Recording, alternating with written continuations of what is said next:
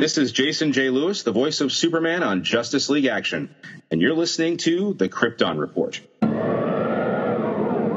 in the sky, look! It's a bird! It's a plane! It's The Krypton Report.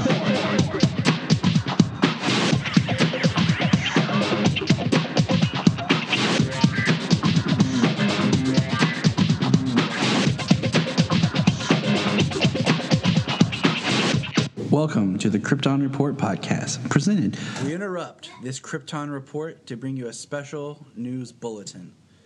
The Krypton Report is being taken over by... Hey, Solomon, can you tell me something? Who's this? Joker. The Joker. This is a Krypton Report special discussion. You know why? Because we can. We're going to talk about the Joker. And I can't do it by myself because that just sounds lame and I tend to ramble. So I brought in one of my favorite people in the entire world, one of the biggest Joker fans I know, my beautiful wife, Junia. Hey! And then, of course, I have the other half to my Superman Blue, Mr. Superman Red, Mr. James Cole. Hello. And, of course, Hi. Superboy Solo. Hi. So, we're going to take a moment and we're going to talk about the DC Comics property Joker.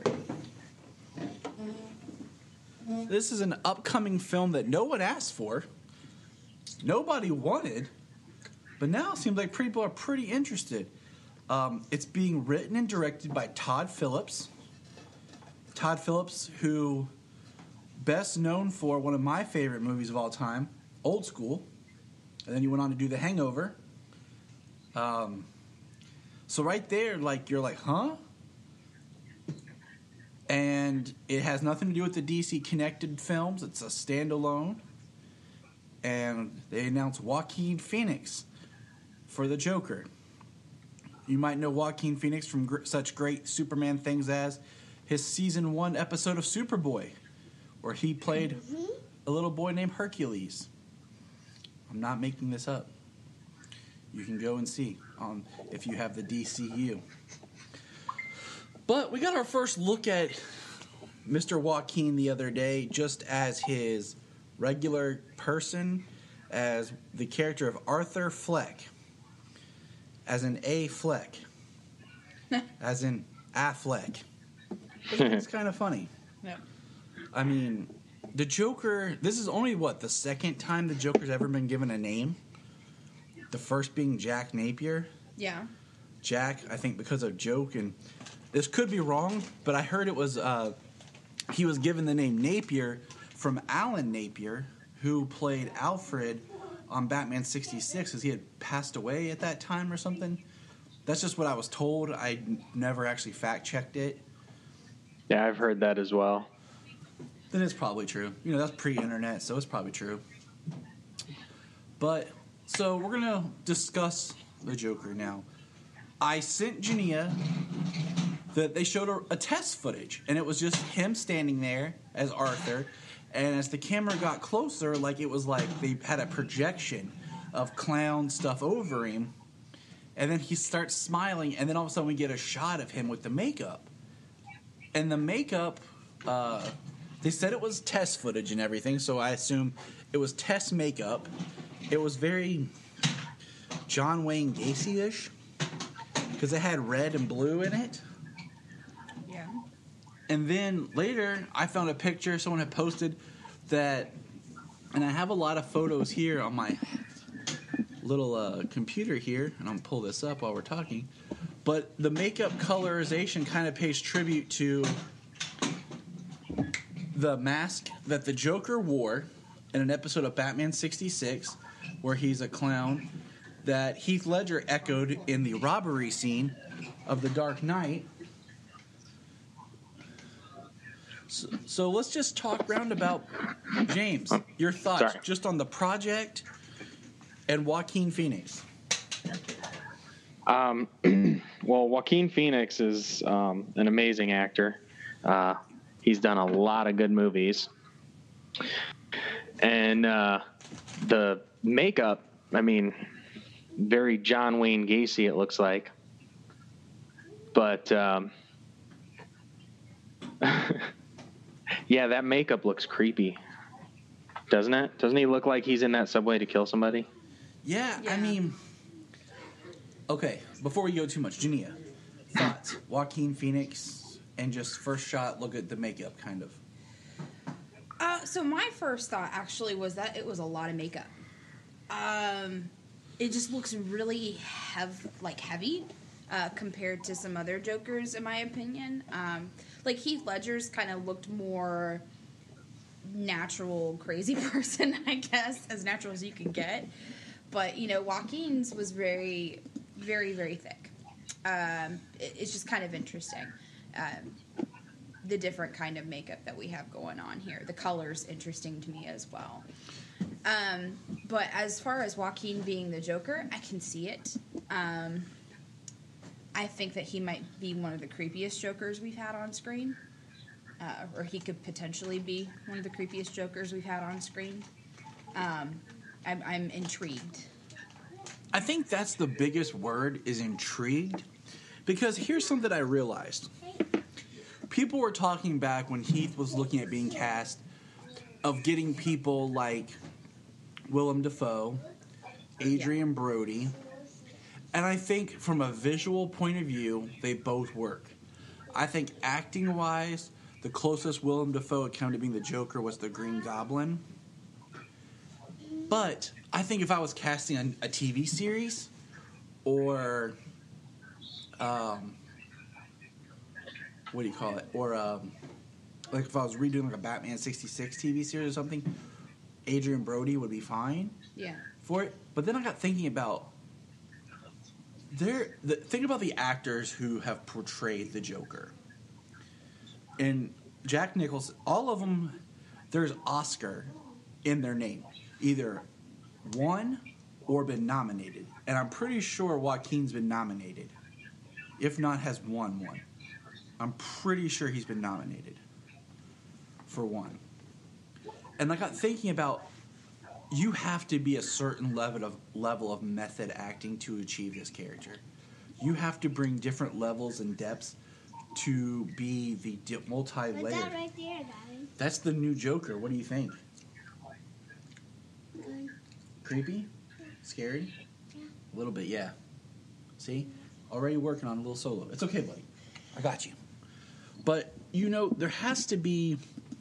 You have to be a strong method actor. And I don't see the levels and the depths that character has being brought out by the other actors I named. I mean, like it or not, Leto went to a different place. He was very strong with his characterization and stepping away from what had come before. Yeah, I agree with that. I mean, my biggest thing was I really liked Jared Leto. I like the idea of Jared Leto as Joker. Some of the aesthetic choices for Joker, I wasn't too keen on. But I liked him in the role. My problem was they gave such a different take on a character, but then they never gave him the screen time to flesh out the character. So we were left with a very odd taste in our mouth for him. And Suicide Squad, I've said this all along, Joker should have either been the main character as in the villain that they were after trying to stop, or he should have been only shown in flashbacks and then shown up at the end of the film to get Harley. They put him in a little too much to really leave us wanting more, but not enough for us to digest his new character and style. If he would have gotten some of the stuff that he had filmed fleshed out, I really think he could have been great. Yeah. And people... Oh, I do too. People wouldn't be so split on his Joker. Right. And that leads me to with the Joaquin Phoenix is when there's a picture that came up where people are already photoshopping the image of Affleck Batman and Joaquin in the Dark Knight interrogation scene. That's Yeah. the Batman and that's the Joker. Yeah, it is. And my problem is, are they going to be able to do something different? Because even the clothing choice that he has the suit and everything looks reminiscent of the style of which Ledger wore, the 3-piece suit. Yeah. Now, the pictures that we've seen, he's wearing a reddish suit with orange and green.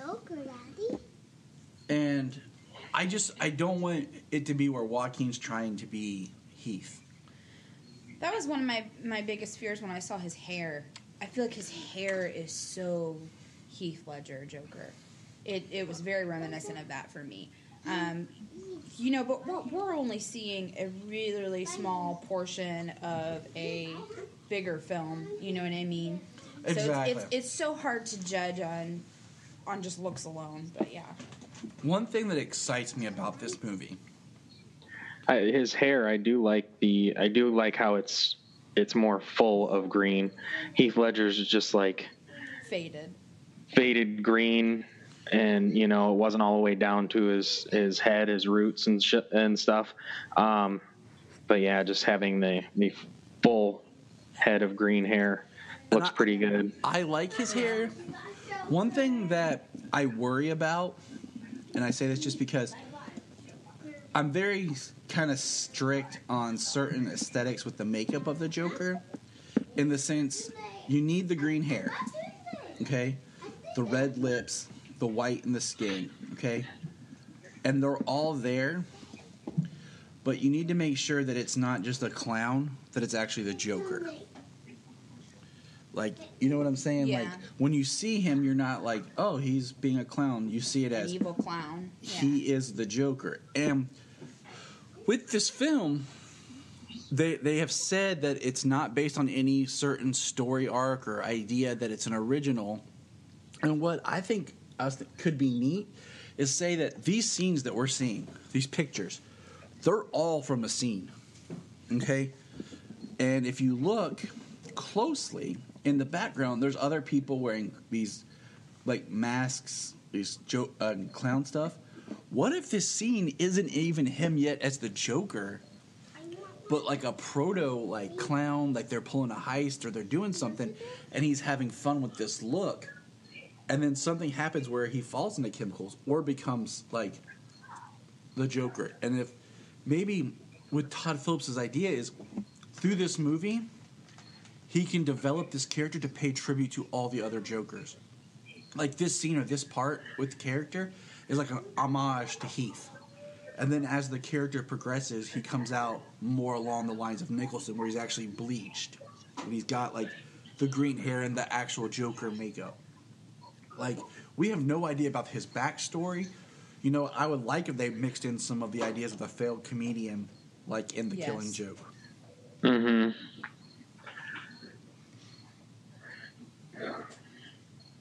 So, I'm on board because I guess part of what I've expressed to Junia is I'm so sick of, like, with the DC movies, of the will he, won't they, he's out, he's in, this project's announced, but it's not going anywhere, that this movie was like, hey, we want to do this, and now it's shooting. Yeah. It has a release date, and it's begun filming. I've been kind of tired of the disappointments of, like, the promises of, future projects or whatever, and them never really panning out. And I don't know. It's bummed me out. I'm to the point where I just don't believe or go with anything till I see behind-the-scenes shots of them actually filming something. Right. And that's kind of where I am with this Joker, as I'm now hyped, just because it's... Well, we got a couple of things to look forward to if the production starts are true heading forward. Flash is supposed to start filming in the spring of 2019, and supposedly we should be getting a casting announcement of Birds of Prey at any time soon. So we'll see if that actually pans out. But sticking with the Joker, like, well, who's your favorite Joker? It's hard to pick. I mean, flip-flops all the time. Just depending on the day, honestly, just depending on the Joker. They're all unique. So and the fact that he has so many different types of personalities, I mean, pick and choose which combination you want for whichever actor has brought him to the screen. I mean, they are all great. And see, that's my thing. I grew up with Nicholson. I loved what Heath Ledger did. I want to see more of Jay Leto. So, yeah, it's really open on any given day which one is my favorite. I know I love Hamill a lot through his last 30 years, 25 years. And I think if you ever wanted an idea of Hamill as a Joker, you have to look at like the Trickster of what was it, Earth 3? Or was it Earth 2? And I can say I've never been disappointed with any on-screen Joker. Yeah, I mean, I am exactly the same way. I think every Joker has been really good and brought something different to the character. And that's something we've all desperately needed, is something a little bit more refreshing.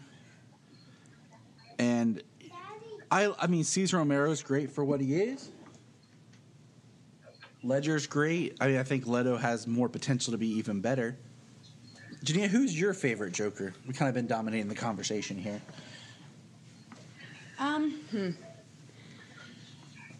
My problem is I can't really pick a favorite. I feel like they are all so different and special in their own ways. That's the cool part about Joker for me is from comic to comic, it seems like he's a little bit different.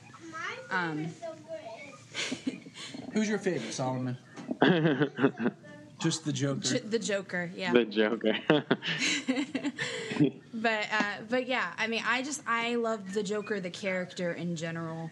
I can't pick a favorite incarnation, honestly, because they're all just amazing in their own way. I want to be a good guy. Well, one of my favorite explanations about the Joker comes from the Arkham Asylum book,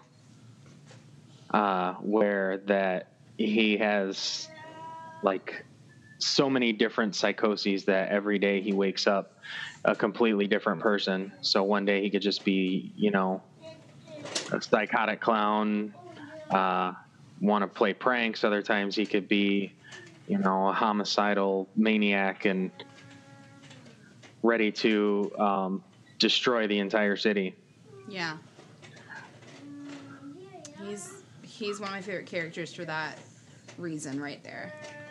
And you know who?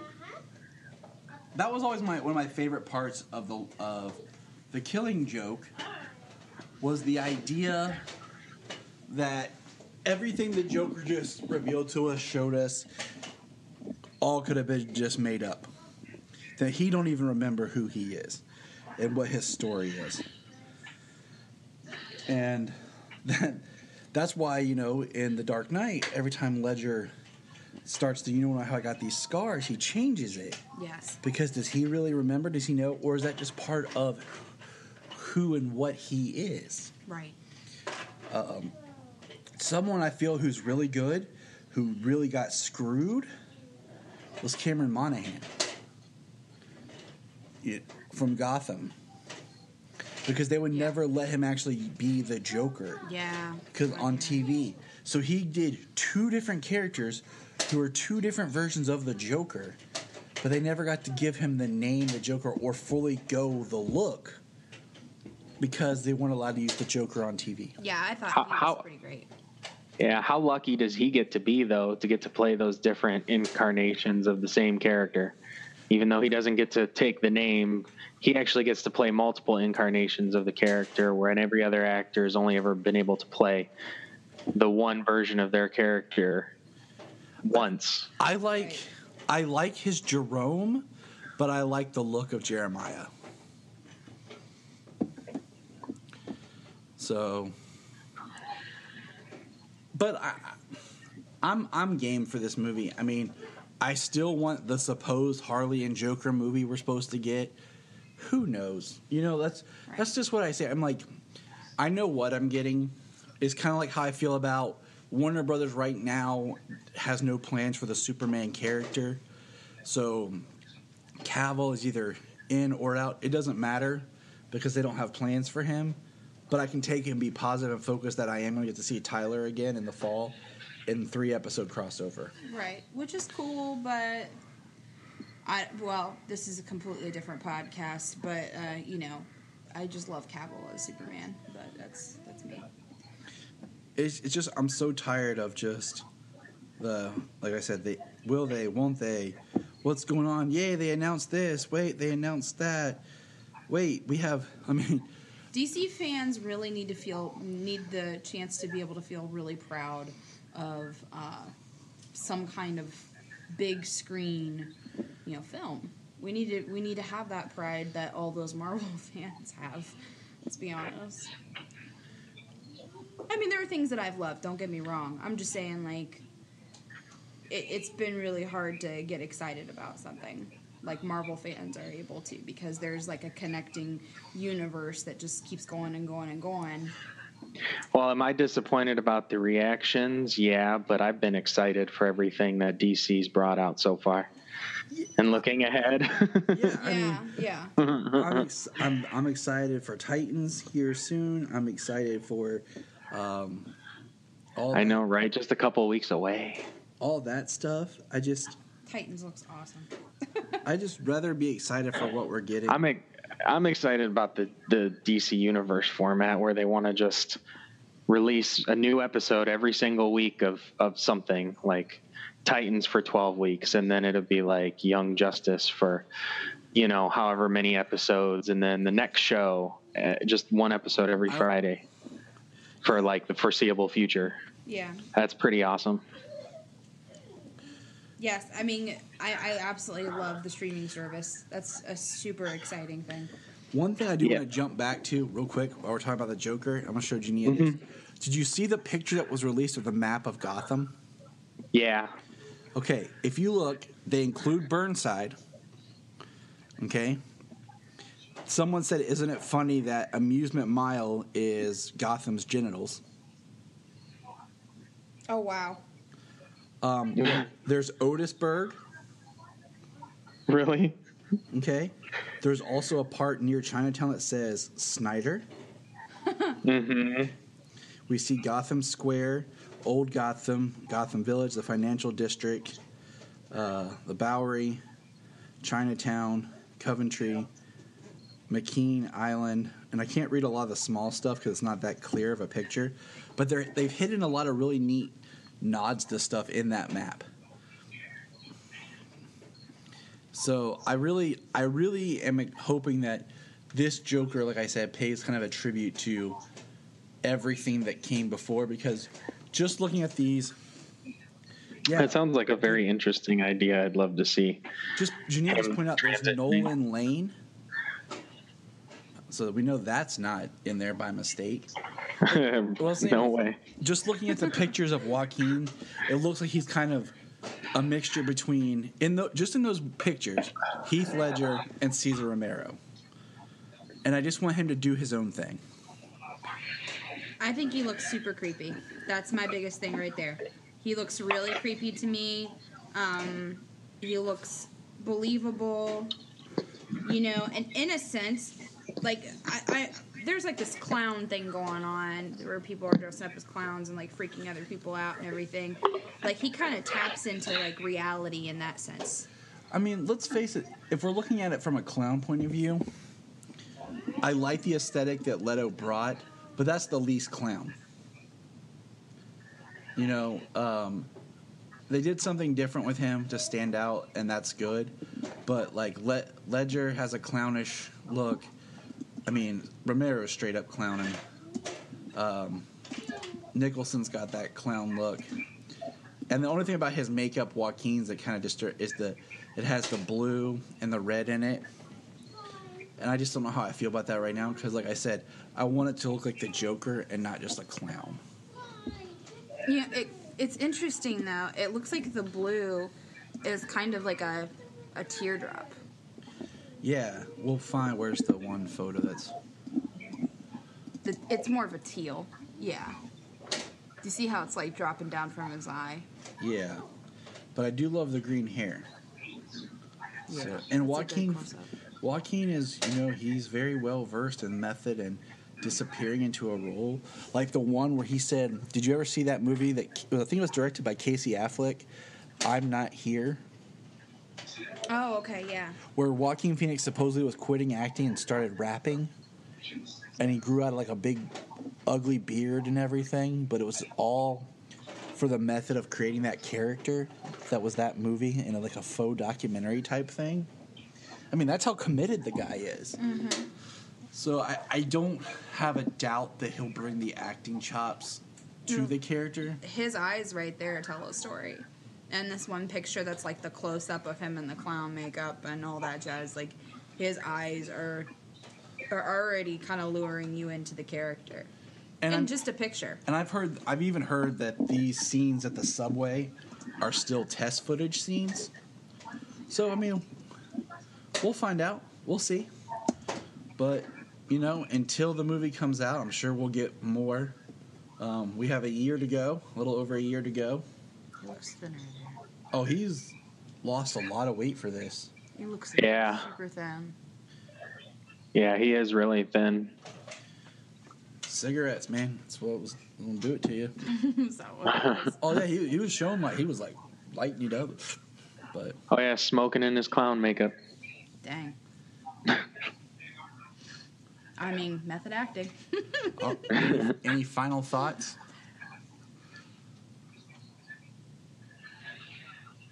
No. No, we discussed it pretty well. Yeah, I think we're pretty thorough for the most part, but I mean, it's intriguing, exciting. I think the exciting part for me is not knowing where they're going to go.